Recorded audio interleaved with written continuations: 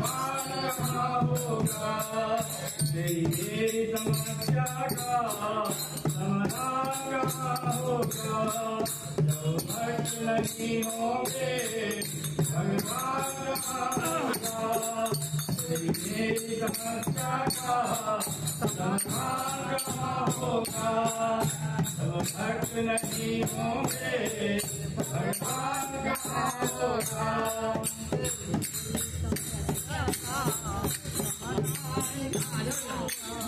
जो भक्ति करते हैं वो भगवान पाते हैं, जो भक्ति करते हैं वो भगवान पाते हैं, जो भक्ति करते हैं वो भगवान पाते हैं।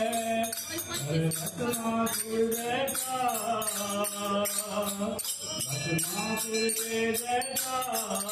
भगवान कहाँ होगा।